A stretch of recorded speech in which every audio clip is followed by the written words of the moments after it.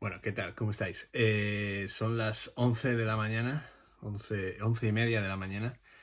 del día, creo que hoy es, sí, 4 de diciembre, con lo cual esta creo que es la primera vez desde que llevamos haciendo esto en que el vídeo de la película de la semana siguiente se va a grabar el día que se tiene que grabar. Porque es verdad que luego llegó el viernes siguiente y no recuerdo nada de lo que conté, o muy poco de lo que conté en el vídeo anterior. Son las 11 y media de la mañana y estoy prácticamente a oscuras. De repente ha venido una borrasca increíble y nos ha dejado un poco sin luz. Ha tapado toda la imaginería blanca de este pueblo. Así que por eso tengo tantas luces hoy, de una manera casi como si fuera una estrella de Broadway, una cosa así. Pero bueno, en fin, no os voy a aburrir con partes meteorológicos ni nada porque ya nos quedan dos sesiones antes de acabar el año. Y bueno, la verdad es que tenía hasta última hora de la noche he estado debatiéndome entre tres películas. La última, que es la del día 18 ya sí que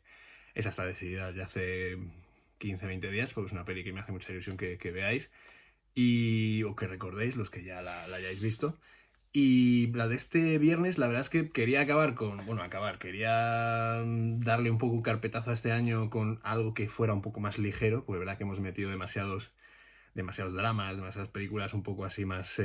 intensas, y me apetecía acabar con algo un poco más ligero, en el sentido más amplio de la palabra, es decir, la última película del año, que no la voy a decir ahora, por supuesto, porque estaría faltando a mí, traicionándome a mí mismo. No la voy a decir, pero es una película sobre baile, sobre música, etcétera. Es un poco más liviana, más ligera. Y la de este viernes, la verdad es que estaba entre una comedia sobre maridos, una comedia sobre otras cosas, porque al final sí que la voy a considerar, pero para cuando empiece el siguiente año. Y finalmente me he decantado por esta película, que es, como habéis visto en el encabezamiento de este vídeo, La Tapadera. Esta es una película que no sé si habéis visto, es una película que quizás ha quedado oculta debido a que, bueno, Woody Allen, que es el protagonista de la película, que no director y guionista, es una de las pocas veces en las que él solamente actúa de protagonista sin tener absolutamente nada que ver en el proceso creativo de la película. Digamos que es una peli que ha quedado sepultada, digamos, primero por el gran público, porque hay otra película exactamente igual,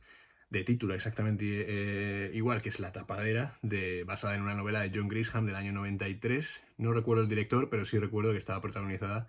por Tom Cruise y por Jim Hackman. No tiene absolutamente nada que ver la trama, que es una película de espionaje, de juicios, de cosas de estas. Y la de hoy es algo que la verdad es que es muy interesante porque hacía tiempo que no la veía, la verdad, y ayer se me prendió el bombillo, ayer jueves por la noche, y dije, es muy interesante porque creo que algo de la caza de brujas o algo sobre la caza de brujas hemos visto, pero no hemos visto a lo mejor la respuesta de los estudios, bueno, en este caso de uno solo, que fue Columbia, la respuesta de Columbia a la caza de brujas y las consecuencias que pudo tener, digamos, para aquellos que se vieron salpicados por aquella cuestión. Creo que alguna vez hemos tratado el tema, pero a lo mejor muy de pasada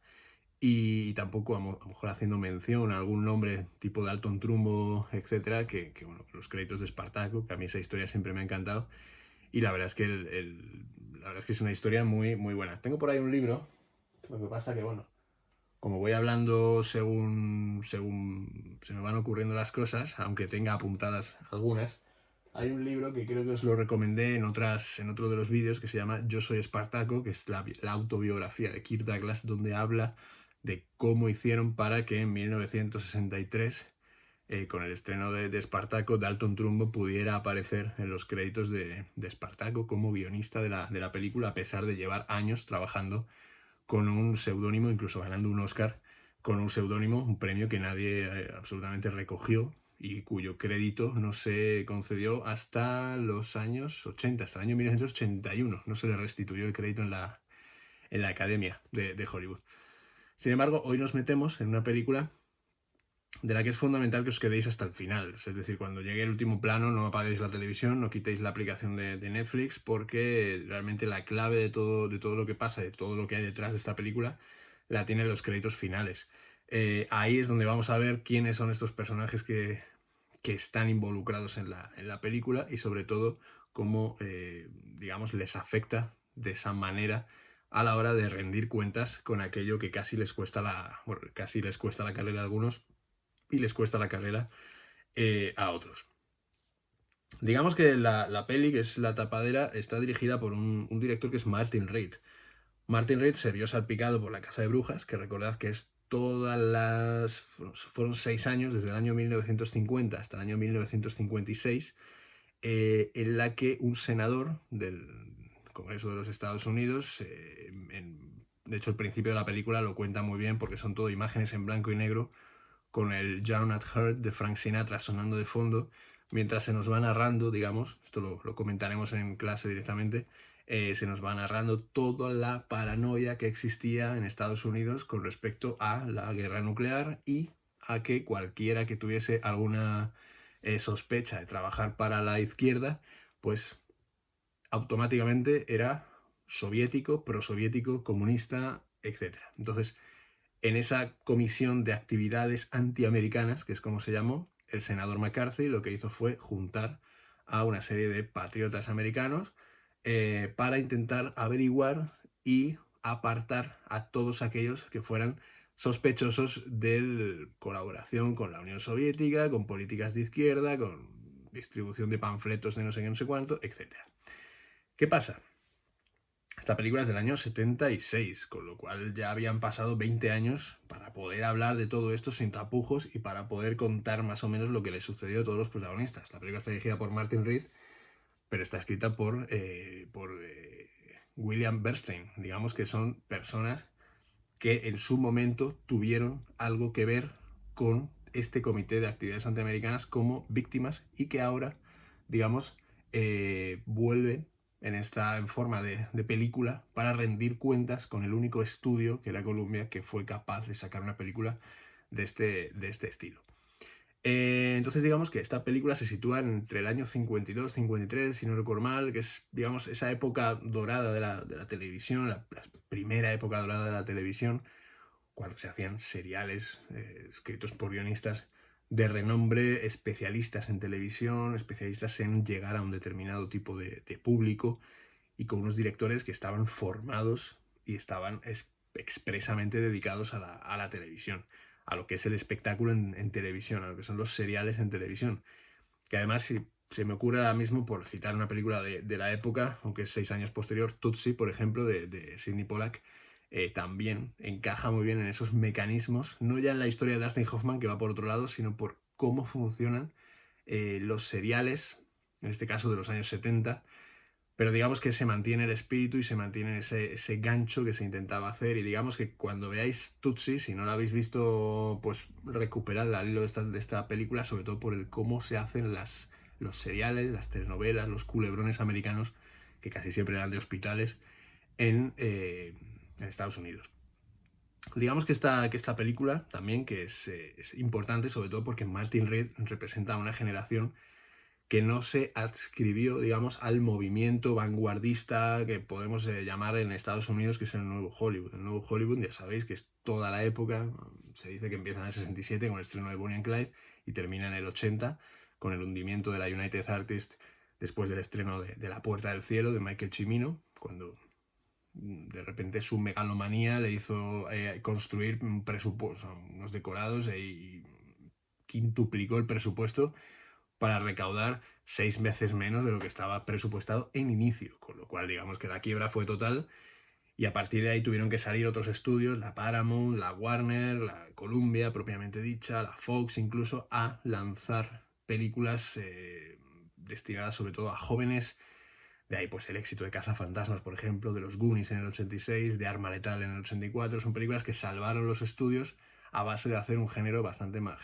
más livianos. Bien, pues este grupo, el Nuevo Hollywood, que digamos al que pertenece Brian De Palma, George Lucas, Steven Spielberg, pertenece Arthur Penn, pertenece William Friedkin, etc., no estaban directores como Martin Reed, Norman Jewison, Sidney Lumet, del cual hemos visto alguna que otra película, es el director de 12 hombres sin piedad, que luego es verdad que hizo bastantes películas, casi todas ellas ambientadas en el mundo judicial. Fue uno de los que empezó a denunciar toda la situación de la justicia en los Estados Unidos. De hecho, hay una peli de Al Pacino del año 74 que es fascinante, que es Justicia para Todos, que os recomiendo. Además está en Filmin, con lo cual no tendréis problema para verla. Luego Norman Jewison, como hemos dicho, y el propio Sam Peckinpah. Sam Peckinpah tampoco estaba metido en esta movida porque él iba completamente por libre. Además, ya en el 76 no le quedaban demasiados años para morir, con lo cual, digamos que todo este volcán de ideas que demostró el nuevo Hollywood, poniendo a los directores por delante de los productores en el aspecto creativo, pues evidentemente estos 4 directores que os nombro, al cual a lo mejor podemos añadir a Cassavetes también, que como director no se adscribió al nuevo Hollywood, sino que él fue cineasta independiente siempre, hasta que tuvo que empezar a considerar que igual pagar las facturas y comer era una cosa interesante, y a partir del 80, con Gloria, pues ya empezó a hacer cine más convencional. Pero nos situamos en el 76, nos situamos en esta película sobre la caza de brujas, en esta película que 20 años después de que se celebraran las últimas sesiones del Comité de Actividades Antiamericanas, que además posteriormente fueron declaradas como ilegales, con lo cual todo esto nos ayuda a crearnos un contexto acerca de qué es lo que sucedió y para lo que sirvió, aparte de para crear enemistades, destruir carreras y señalar a gente, pues la verdad es que no sirvió absolutamente para nada. Tenemos el caso de Elia Kazan, por ejemplo. Creo que ya os lo he contado en alguna ocasión, fue uno de los chivatos, por decirlo así ligeramente. Él dio nombres, acusó a gente, luego está Walt Disney, que aprovechó todo este comité y todo lo que se formó para reventar huelgas, para intentar no pagar, o sea, no cumplir con los estamentos que marcaban los sindicatos de los animadores en este caso. Bueno, hubo un montón de cuestiones que no vienen al caso, pero que aparecen todas además muy, muy bien señaladas en un documental llamado Trumbo en la lista negra, que es de 2007, muy interesante, muy bueno. La portada es de Dalton Trumbo escribiendo en la bañera con un puro y sus gafas. Entonces, digamos que es muy interesante porque cuenta todo lo que había en esta época y sobre todo quiénes eran las personas que fueron, digamos, condenadas al ostracismo, porque luego había gente señalada, gente que, bueno, siguió trabajando, pero con un detective detrás por si participaba en X o Y reuniones, si colaboraba con X periódico, etcétera. Pero bueno, todo fue una paranoia que está en este caso desactivada en el personaje de Woody Allen. Aquí él no tiene absolutamente nada que ver en el aspecto creativo, simplemente es el protagonista de la película, y también me parece interesante que veamos esta película desde esta óptica, que es, vamos a ver una película protagonizada por Woody Allen en la que Woody Allen no tiene absolutamente nada que ver con el proceso de construcción de la película. De hecho, él está muy comedido, la verdad es que lo dirige muy bien, Martin Reed es muy buen director, no obstante es uno de los fue profesor del Actor Studio y hizo muchísimas películas con Joan Woodward y con Paul Newman, con lo cual los métodos los conoce bastante bien. Y además, digamos que esta película sabe cómo controlar a ese volcán que es en determinados momentos cuando se siente a gusto en un texto suyo, que es Woody Allen. Hay muy pocas películas de Woody Allen que no haya escrito o dirigido él. Sueños de un seductor, se me viene a la cabeza, de William Ross. Hay un Godard por ahí perdido, que el que tenga esa copia tiene un incunable, que es un Rey Lear, una versión del Rey Lear de Shakespeare, dirigida por Godard, protagonizada por Leos Carax, por Woody Allen, que es una cosa bizarrísima que yo nunca he podido ver, solo he visto vídeos sueltos y me parece absolutamente demencial. Pero bueno, digamos que ya el próximo viernes analizaremos, el próximo viernes día 11, os emplazo a que os fijéis en cositas que pasen en la película, en reflexiones, que incluso podáis leer alguna cosa que se os venga a la cabeza al buscar en internet la caza de brujas, etcétera, para que podamos juxtaponerlo al visionado de la película. Ya os digo, vamos a ir siguiendo a Woody Allen en todo momento y comentaremos pues, las cosas que van pasando en la película y digamos que vamos a intentar hacer un mapa de todo lo que